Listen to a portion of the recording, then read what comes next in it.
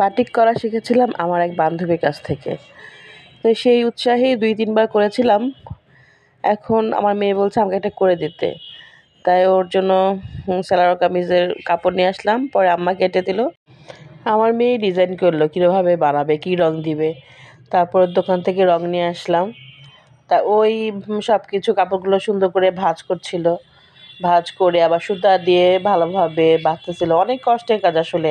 এত সোজা না। কিন্তু দেখতে তো মনে হয় কত সোজা। কিন্তু এই যে এভাবে ঘরে করা খুবই কষ্টের ব্যাপার আসলে। প্রতিটা ওই যে গিঁটুতে সুতা দিয়ে বাঁধা বা করার পর সুতা দিয়ে খোলা, অনেক কষ্টের কাজ আসলে এটা। তবে করার পর দেখতে ভালোই লাগে। এই যে ও পায়জামার ডিজাইন করবে বলে পায়জামাটা সুন্দর ভিজিয়ে তারপর ডিজাইন করতেছে। পরে দেখেন সুতা দিয়ে পরে ভালোভাবে পেঁচিয়ে করছে। দেখেন শেষ পর্যন্ত এমন দেখাচ্ছে জামাটাকে। তো কতগুলো গিট্টু মারা লাগছে, কতগুলো সুতা দিয়ে বাঁধা লাগছে দেখছেন আপনি? এটা সোজা মনে হলেও সোজা না, কাজটা কঠিনই আছে। এই যে সবগুলো এভাবে বাঁধার পরে এমন দেখাচ্ছে।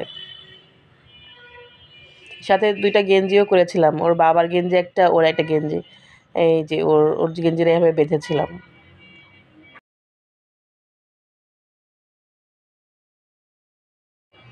এরপর দোকান থেকে যা এনেছিলাম সেইগুলা গরম পানিতে মিশিয়ে দিলাম, রংটা মিশিয়ে দিলাম।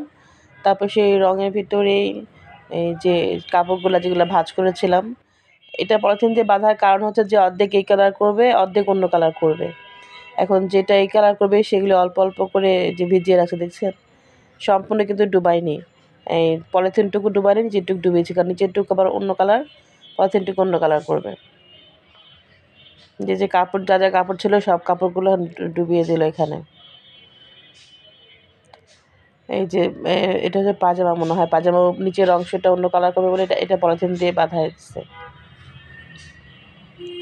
এটা আসলে ভিজিয়ে রাখতে হয় অনেকক্ষণ, প্রায় ১-১.৫ ঘন্টা ভিজিয়ে রাখতে হয়। ভিজিয়ে রাখার পরে ভালোভাবে পানি দিয়ে রংটা সরাতে হয়। তারপরে খুলে ভালোভাবে ডলে, ডলে ধুতে হয়। কষ্ট আছে আসলে, অনেক কষ্ট আছে। এই দেখছেন এই গেঞ্জিটা অর্ধেক এই কালার করবে, অর্ধেক অন্য কালার করবে বলে এই যে অর্ধেক ডুবালো।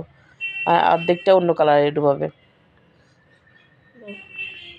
এই যে হ্যাঁ, গেঞ্জি আরেকটা গেঞ্জি ভালোভাবে ডুবালো আরেকটা বাটিতে। এই যে এরপরে রং থেকে উঠানো হলো। ওঠানোর পরে এখন ওই পাশটা করা হবে, তো এই জন্য আবার আরেকটা রং গোলা শুরু করলাম। এই গরম পানিতে ম্যাজেন্টা কালার দিলাম। ম্যাজেন্টা কালারটা আবার একটু শ্যাম্পু দিয়ে ডলতে হয়।